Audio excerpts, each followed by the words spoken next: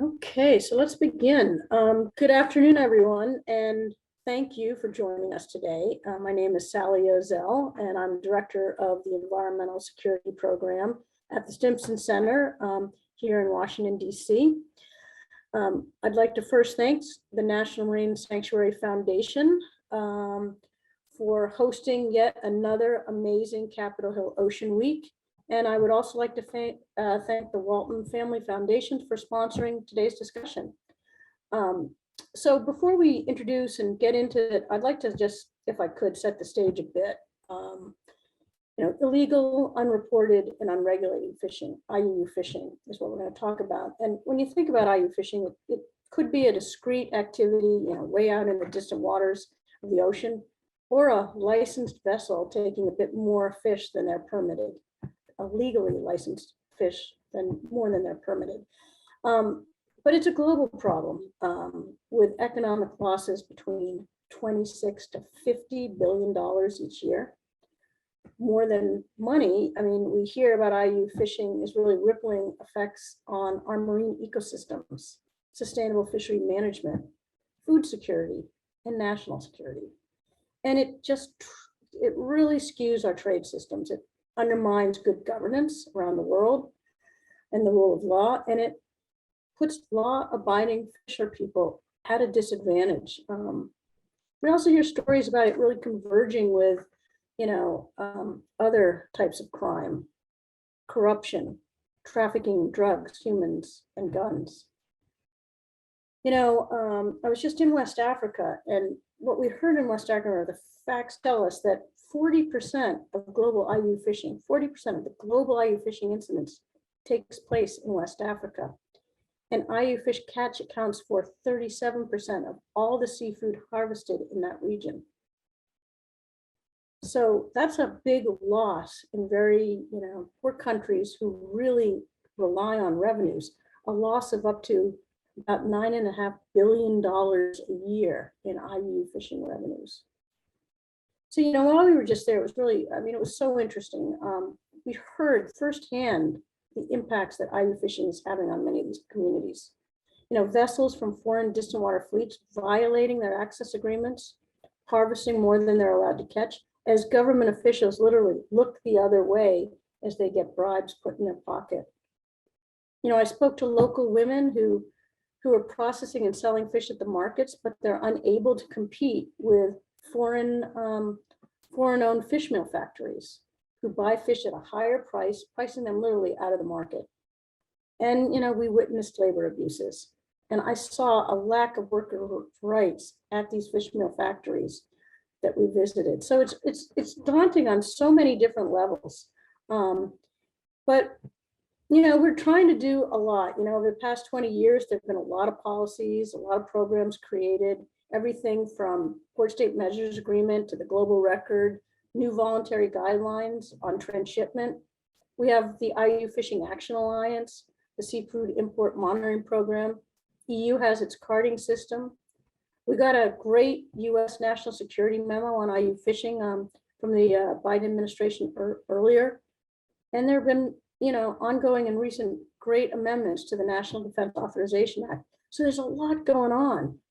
But what I'm hoping we could do today in our discussion is really assess how these activities are working. Are they connected?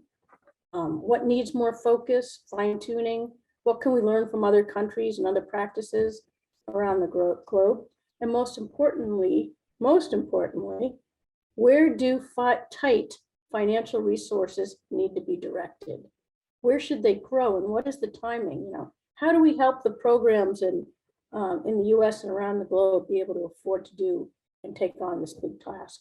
So with that, let me introduce our really amazing panel. We have a great panel who's taken time out of their very busy schedules to join us. We have Maxine Burkett, who is the Deputy Assistant Secretary for Oceans, Fisheries, and Polar Affairs at the U.S. Department of State. Alexa Cole is the Director of NOAA Fisheries Office of International Affairs, Trade, and Commerce, who's calling in from Brussels today. Excuse me. Michelle Couric is an international fisheries expert with close to 40 years of experience working on marine issues. Heather Dagnes is the Chief of Party for Tetra Tech's Ghana Fisheries Recovery and Activity Program, and she is calling in from Accra. And we have Noor Hamadeh, who is the Counsel for the International Corporate Accountability Roundtable. So a lot of really great people covering the range of issues. Let me just start with some general questions. Particularly, this is for Maxine and Alexa and Noor. What would you say is the best way to prevent IUU caught fish from coming into the United States or some of the other major market states? And why don't we start with you, Maxine, if you want. Sure. I thank you for the question. Thank you for the panel. It's great to be here. Maybe I'll just sort of identify a couple of big picture items and then we can tease them out, because that's the best answer. The best response suggests that we can prioritize quite that way. I think this is one of those problems that requires several really good responses that are done very, very well, if that makes sense. So when we're thinking about it as a broader U.S. government, I think we've found that while there are individual agencies that are doing the best that they can, so our agency, the State Department, would be most concerned with governance issues and the legal regime and the capacity in other countries to be able to manage fisheries in the most effective way. Other agencies will have different priorities and skill sets to bring to the equation. And in response to that, we have a mechanism now to sort of bring all of those capacities within our government, within the interagency, to address the problem and to do that in a coordinated fashion. So I'll just sort of preview something that I think we'll probably dive more deeply into, which is the Maritime SAFE Act, or the Maritime Securities and Fisheries Enforcement Act, which sort of mandated a more integrated whole of government approach, and that will again pull together the relevant agencies, their skill sets and capacity to address the issues consistent with their particular mandate. So you have our agency, again, the Department of State, NOAA, U.S. Coast Guard doing what they do best to address the problem, but we're also chairing an interagency working group that will leverage the skills of the Department of Labor, for example, to help with associated labor abuses, USDA to help with some of the sort of food and food security questions, and address it broadly. So perhaps the best approach is an integrated, coordinated approach, and really being able to maximize the benefits and capacities of the various parties at play here. So I'll pause and happy to elaborate on any of those pieces. Well, what you didn't say was the Maritime SAFE Act, 21 different agencies from the US government. So I think that's terrific that we're doing this integrated approach when you look at how many agencies are involved. Let's hear from the others, and then we'll build on a little bit to what you just said, if that works. I mean, Alexa, let me ask you the same question. You're involved with the SIM program and other international programs. How do you think is the best way to stop IUU product from entering the U.S.? Thanks, Sally, and thanks for having me on this panel. Always happy to have a chance to talk about these issues. NOAA is responsible, along with our colleagues, but from state and Coast Guard and the other agencies, but we're focused a lot on some of the implementation. You mentioned SIMP. We have other programs that are working to try and combat IUU fishing. And what's really been running through my mind a lot recently is the fact that we've had an enormous amount of success. If you go from 2001, where we were describing what IUU fishing was in the IPOA, and there was this broad definition, and we were searching for a way to sort of encapsulate all of these areas that we were concerned with and give them a term, and a term of art that could be used so we could talk about them. And I think we've been really successful with that, and we might be at a point where we may need another term in some ways, because one of the things that really strikes me, and SIMP is a good example, is that the things that are all included in that really broad description of IUU fishing aren't all necessarily the things that are really of grave concern, both to those of us on the conservation side or those of us on the market side, right? SIMP is trying to keep those IUU fish and fish products out of our markets. But some of what constitute IUU fishing is somebody filling out a logbook and submitting it late. I'm not sure, and we've been on other panels, Sally, where we talked about whether or not our mothers wanted to eat IUU fish and fish products. They do not.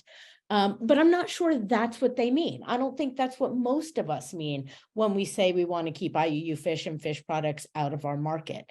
I think some of what we really mean about IUU fishing goes to the governance issue that was highlighted by Maxine, which is in some ways what we really need to do is help all the countries in the world that are catching fish and processing fish and using their ports and help them have strong governance and strong fisheries management regimes.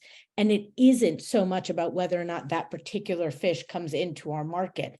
And so in my view, the way to be more successful at it in some way requires us to narrow in on really those types of products that we are most concerned with coming into our market, because it isn't like other things that are just illegal that you can see on their face.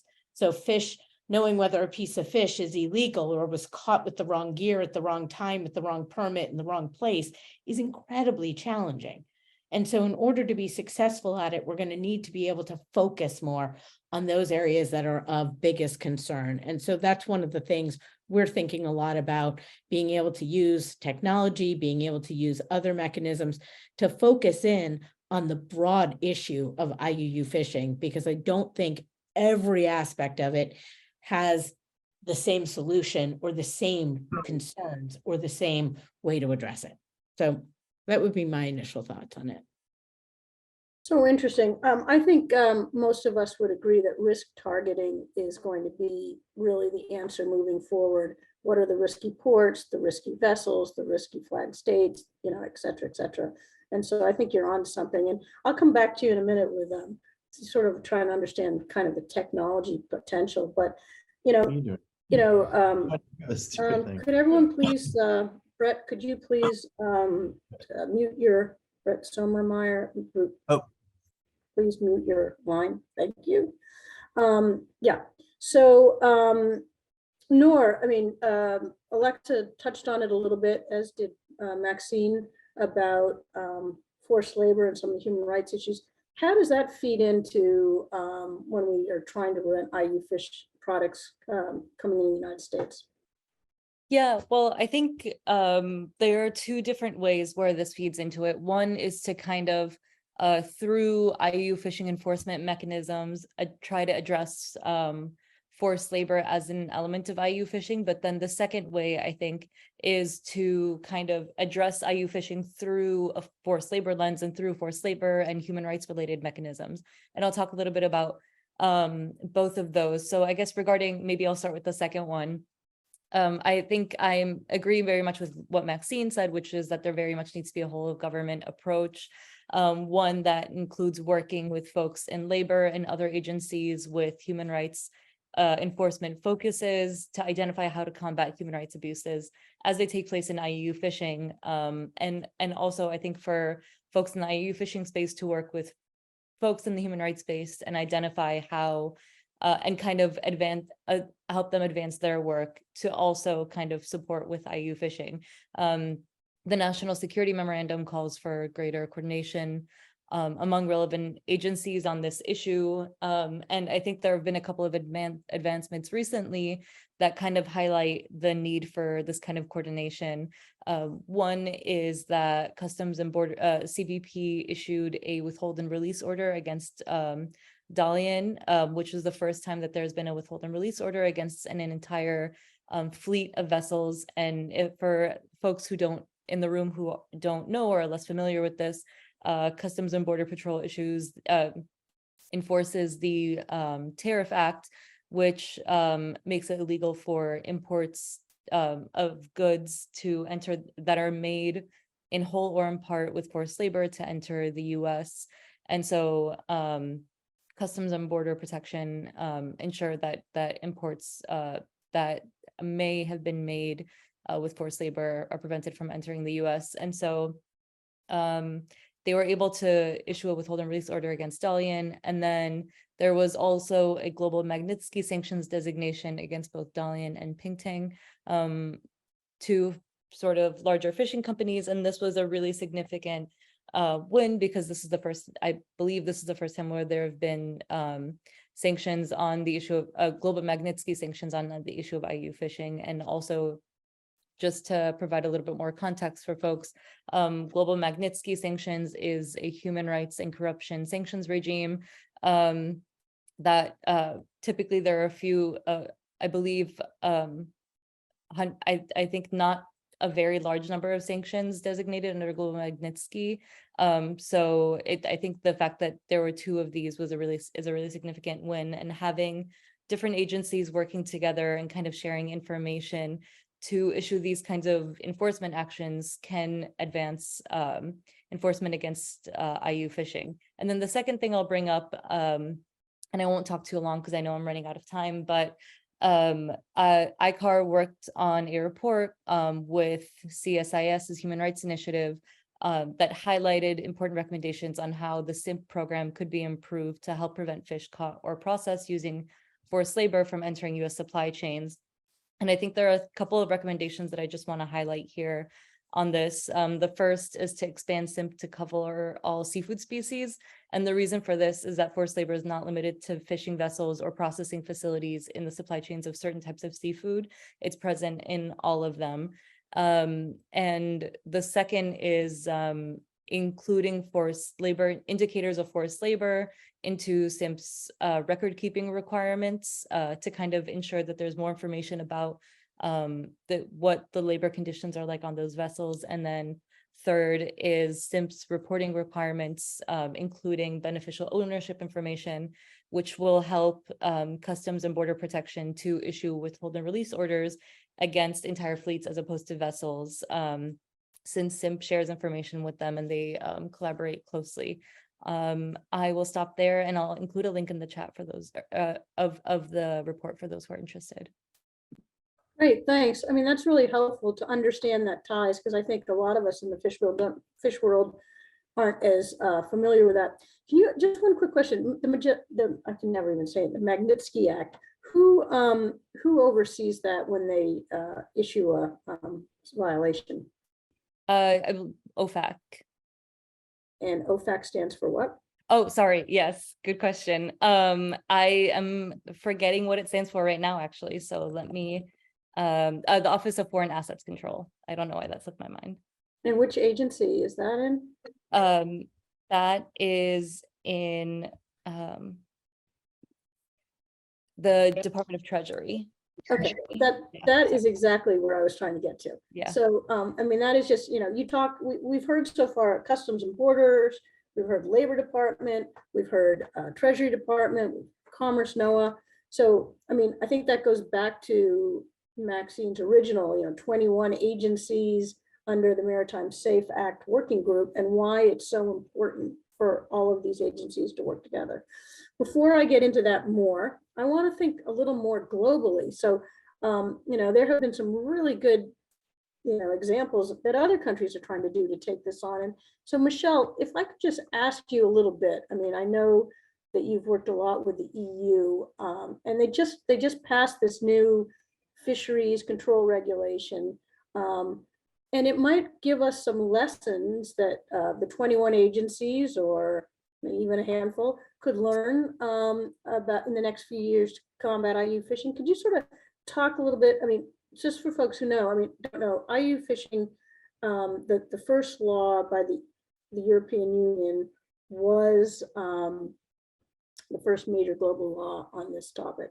And so a lot of other countries are following, and, you know, SIMP is sort of similar, and they're figuring out ways to harmonize when they can. So anyway, with that, Michelle, if you could just kind of talk to us a little bit about the EU system and this new provision they just, I think it was a couple of days ago, they issued. Yeah, sure. Thank you, Sally. And thanks again for the invitation to join this august group of panelists.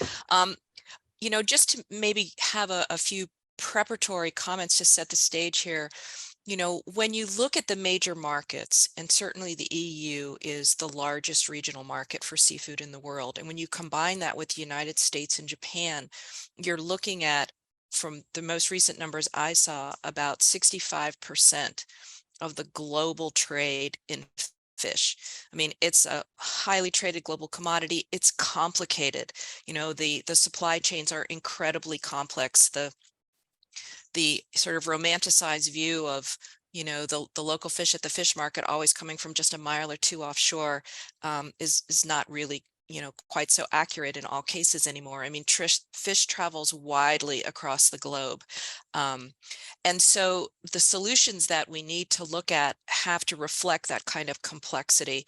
And as you mentioned, you know, the EU has had a system in place since 2010. It was legislated in 2008. It became effective in 2010. So they've had now 13 years to take a look and see, you know, how does their system operate? And, you know, the system of learning is mutual. I mean, they have also taken a look at some of the things that the United States has included in its system and decided that, you know, these are things, that features that they would like to incorporate as well. And probably the number one thing that the EU is looking at right now is a vastly increased system of digitization, you know, looking at collecting data electronically, looking at the logbooks, looking at the different types of monitoring systems, be they VMS or in small scale fisheries, things that cost less, are easy to use, you know, utilize mobile technology. They're looking at transshipment. You know, they had the advantage of seeing another large system, and that means the US, in operation. And so they can look at their own member states, the difficulties that they have experienced with 27 different, you know, systems, 27 different member states in the EU. I know, Alexa, you're sitting in Brussels right now, so I'm sure you're getting a double dose of all of that. But it is difficult. And, you know, some of the things that they've looked at are inconsistent implementation across their member states. You know, they have some member states that are really doing an excellent job. They are doing high degrees of inspection. They are looking at all of the data that comes in. They're sharing the data. And it's a wide range of performance that they're grappling with. And so, you know, on the US side, we've had less experience, fewer years. We don't have the same kind of sort of twofold scheme that the EU has, the catch certification coupled with the trade sanctions that come out in a yellow or red card. I mean, the US scheme doesn't really work that way. And the EU and the US are, you know, they contrast in other ways as well, but in one area which is super important, they are somewhat similar, and that's looking at the type of information that's collected. You know, at the bottom of all of these systems, it really matters what type of information you get, how you get it, the level of detail it's collected in, and then also looking at, because this is such a globally traded commodity, how quickly can you share it? How easily can you share it? You know, how are the various major markets and some of the secondary markets responding to each other? Because it's not just about, you know, when the fish is taken out of the water or when it's presented for importation. I mean, this is such a complicated supply chain. It needs to operate sort of everywhere. So one of the things that I guess I wanted to say was, it's great to try to take a lens and look at how the governments are performing, but this is really bigger in some ways. It's really trying to also gather input from the stakeholders, and by that I certainly include industry. I mean, that's one of the things that the EU certainly looked at in this recent pronouncement. You know, the ease with which the regulated community was going to be able to comply, and the administrative burdens that it either put on them or tried to relax for them from prior provisions of this, you know, complicated set of regulations that they have. And likewise, civil society, you know, plays a role in looking at the the comparisons, sometimes analyzing the data that does exist in different ways. I mean, Nor was talking a little bit about some of the perhaps changes that, could be introduced to strengthen the system. She mentioned beneficial ownership. That's certainly one. But I guess since at least I have the mic on right now, I'll say maybe one more, and that is that we tend to be talking about these things from a certain point in the process, and most of that happens once you hit the water, and it's looking at what activities are happening on the water, where's that fish going when it goes to port, how's it moving through this supply chain. But one of the things that can be very powerful is really trying to disrupt the financial support that some of these larger organizations rely on to keep their boats going out, to keep bribing some of the foreign officials, to keep their operations in business. So it's not just trying to catch them when they're fishing, but really trying to prevent sort of the financing that allows them to continue to grow, to see even significant penalties sometimes as just a cost of doing business, to not really debilitate their operations. And so we haven't really talked about that, but I'd like to put that on the list as well for something in addition that we could do. And I mean that collectively, not just the US, but all the major market players, to cooperate and try to deny these operations the benefit of whether it's from their illegal activities or from other sources. So anyway, thank you very much for that time.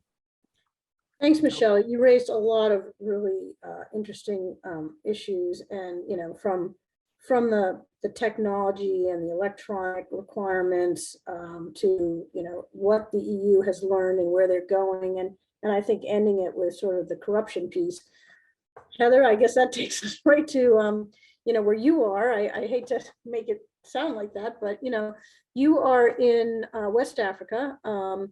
You are, other than being a market state, you're a state where you have a really incredible fisheries minister who's trying to make a lot of change in a short amount of time. She's doing a great job. She's got a long way to go, but she's breaking eggs as she moves along. But in a resourced deficient country with a certain level of corruption and a lot of different agencies, what is what are the needs and what is the best way? And then I'm connecting this to the Europe as well, because so much of your fish from West Africa ends up en route to Europe. So how is it, instead of how do you prevent it from entering the US, how do you prevent it from entering Europe and other parts of the world? And what are the big needs? Thanks, Sally. I'm glad to be able to add to your West Africa experience. So here in Ghana, I think there's some really interesting lessons that can be applied that I've seen. And so I'll highlight three. First, I think the thing that's worked really well here, so as you said, there's rampant illegal fishing, especially by the distant water fleet from China here. And I think the first thing that is sort of a soft tool is just the international attention. A lot of this flies under the radar, but when the spotlight is shown on this issue through new media, through international pressure coming from other countries like the US and the EU, it really does matter. So it seems like a small thing, but here in Ghana, I think it really became an international issue, which then was really highlighted by the EU when Ghana received its first yellow card. And that yellow card system, I'll say, has been incredibly effective here, and probably more effective because Ghana was given a yellow card, was then out of the yellow card for a few years, but then got it again because their reforms just didn't stick.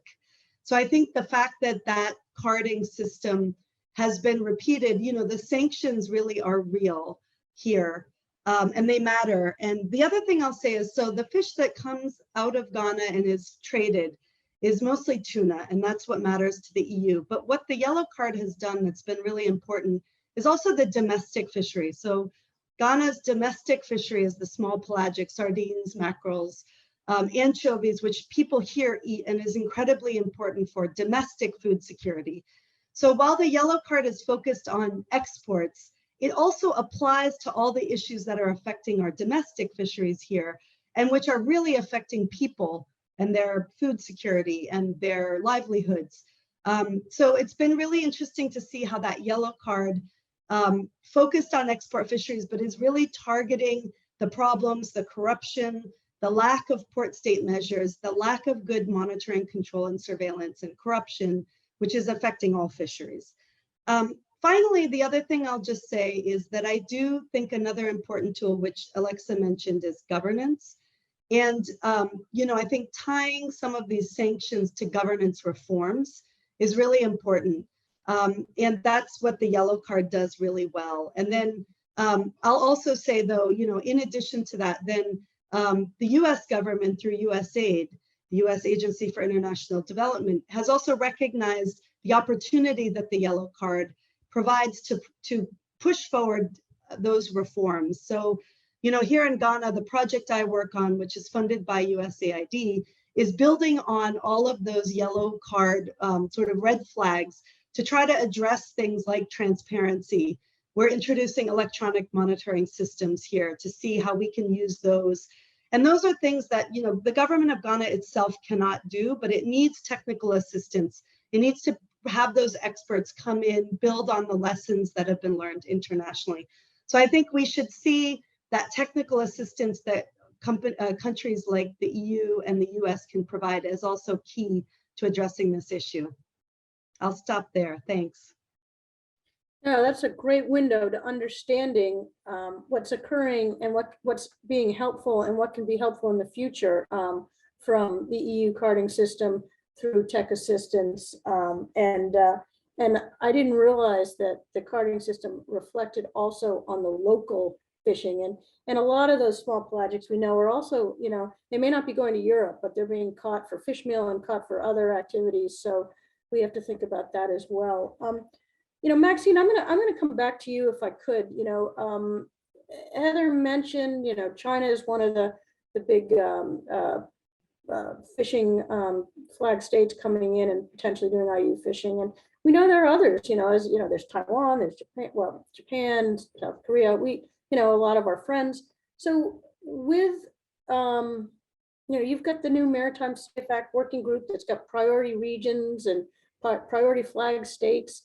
How does that all sort of come together to try to combat IUU fishing with focusing on some of the priorities and using our US environmental diplomacy?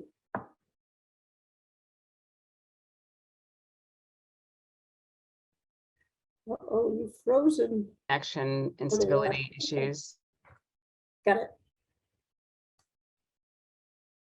You froze again. Can you hear me? Yeah. Okay, yeah. So in my, this is an interesting element of perspective. You all look frozen to me, but I'm assuming I'm frozen to all of you. Maybe what I'll do, if you can hear me, can you all hear me? Yeah, okay, so apologies for that. I just want to say in advance, I'm having a bit of internet connection instability at the department. I am not exactly sure why, but this does happen and sort of underscores why we need a sort of a broad-based effort in these things, as we have our own tech challenges to contend with in the US government side of things. So again, apologies, but I'll just do my best to do this off camera. And I think I heard and understood your question, Sally, and I'll just sort of say three things. One is first, you know, sort of digging more deeply into what the Maritime Safe Act is trying to do in our regional and state-to-state engagements. We're really looking at addressing priority regions and flag states as a first effort. And for those flag states and administrations in particular, we're looking at countries that are going to be, you know, sort of the countries that are experiencing some of the biggest impacts or are among the sort of the most, you know, sort of the most frequent distant water fleets that may be affiliated or associated with these actions and are really eager to get more assistance or support in addressing it. So we have 5 flag states and administrations that we've identified, including the administration and government of Taiwan, as well as Vietnam, Senegal, Ecuador, and Panama. And so what we have there is, again, an opportunity to work with states that are really seeking to be better actors in this space. And so that's a coordinated effort. And at the State Department, our big opportunity for engaging is working with our posts and missions to support on the ground capacity building or sharing, depending on how you think about what we can learn from them as to how best to address the issues in their waters. But also, we are doing what we're calling road shows, or having opportunities to speak to various stakeholders broadly defined within country to identify needs and sort of attempt to address them as well. And again, our strong suit, I suppose, is sort of helping with building institutional capacity abroad. Good governance is where we're going to see the best opportunities. Then you have countries like Korea that are really leaning into the issues and opportunities here in addressing IUU fishing. And I suspect we'll continue to have bilateral conversations about how we can build a better coordinated response between our countries in order to address those issues. And then you have obviously fleets that are the big ones, like China's fleets. This is the biggest distant water fishing fleets, and lots of issues with IUU fishing. And we, I think, should have a very clear approach and respond to the kinds of actions that are so deeply affecting, Sally, the folks that you mentioned right at the top, that are really suffering from the sort of unfairness of the field, right? That the field not being level playing field for fisher folk, and especially artisanal fishers or small fisher folk that can't compete in these markets with fish that's caught illegally or in informal manners. And so I think that response will depend, will require strong statements of our efforts to address IUU fishing, strong coordination again between governments, but also allowing for opportunities for there to be better action. And I'm speaking of recent opportunities in the Pacific, in which we saw in the Fisheries Management Organization a real effort to allow for high seas boarding and inspection. That was a new position. That was one that was welcome, and may be something that we can continue to applaud and encourage in other RFMOs, so that we again are recognizing and hopefully allowing for continued strong action in that direction from all partners, including China. So I'll pause there. Happy to dive into more of those. The sum total, though, is that we're going to take a different approach, right? Diplomacy requires a bit of nuance depending on the circumstances and the partners, and that's what we seek to continue to do.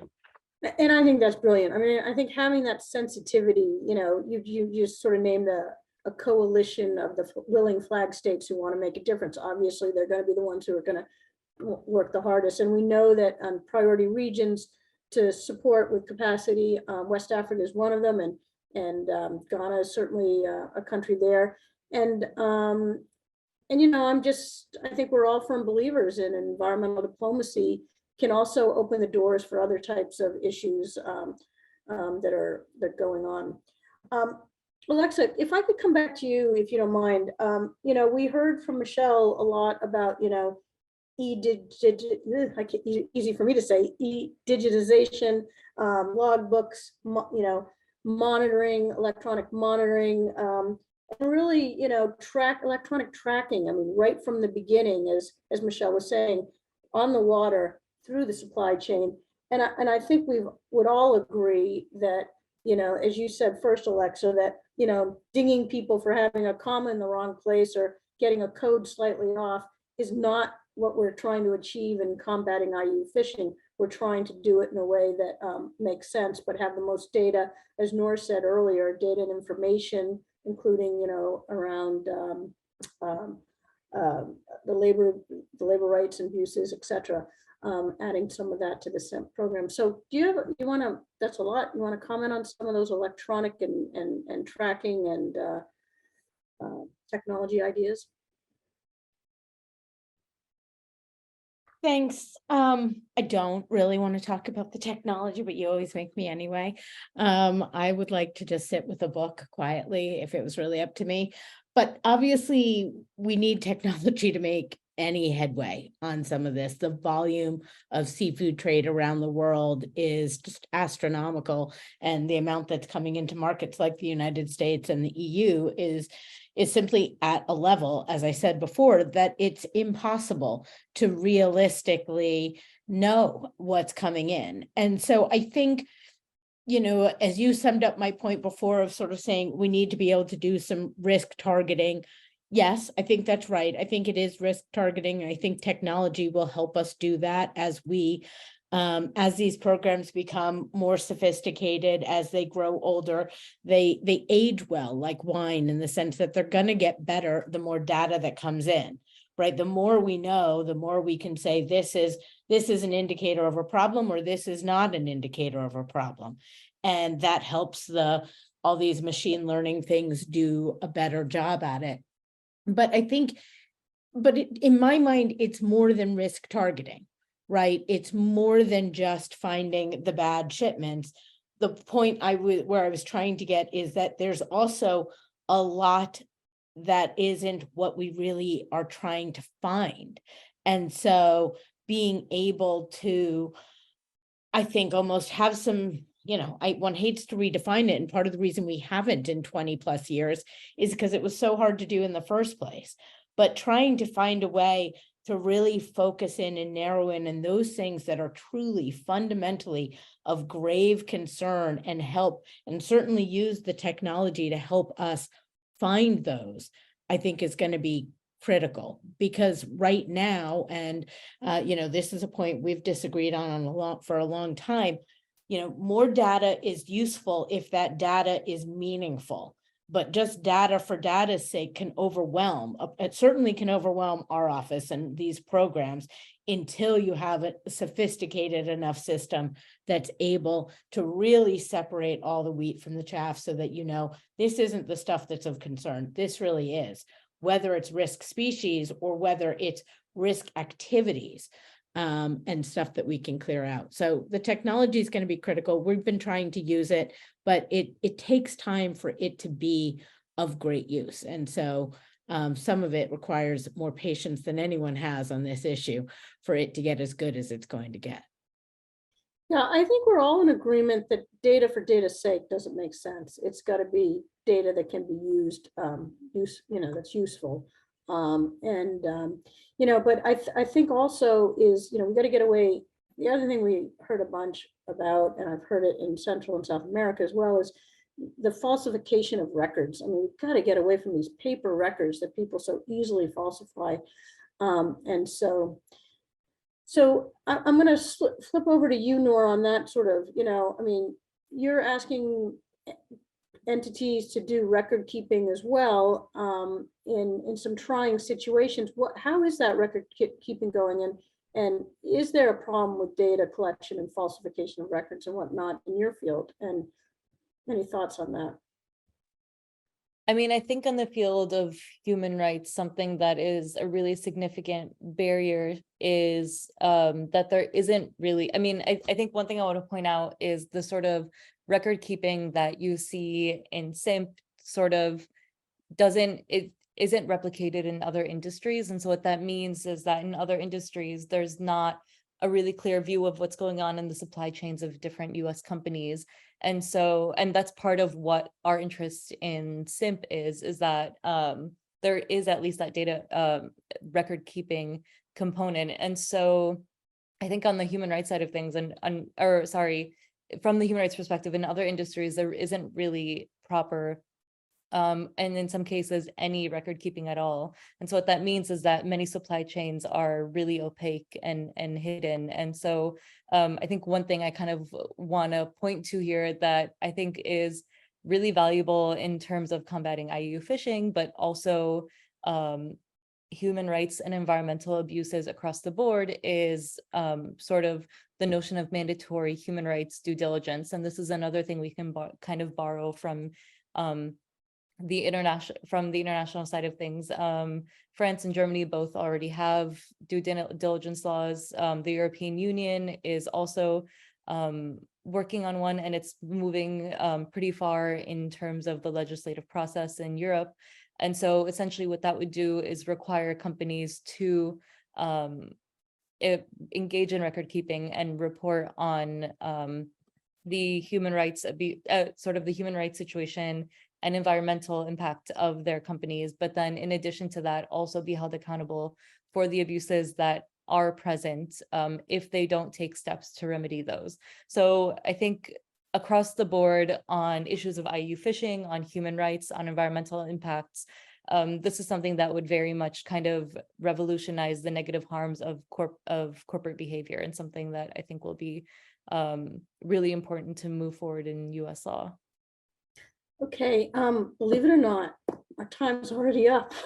So I was going to ask everyone for one sentence, but instead, I don't know if we get cut off or not, but instead, I guess the best thing to do is just really thank everybody. You know, I think the three main words I heard was, you know, learn from places that are, you know, like Ghana and others, learn from the European Union that's a little further ahead, electronics and digitization, data focused, work around the world to really take advantage when we can see opportunities. And I think transparency and openness, good governance, transparency and openness. I'm going to leave it there. I'm just going to say thank you to everyone. I wish we had another hour because I'm really into this, as I know you all are too. Thanks everyone. Have a good Capitol Ocean week.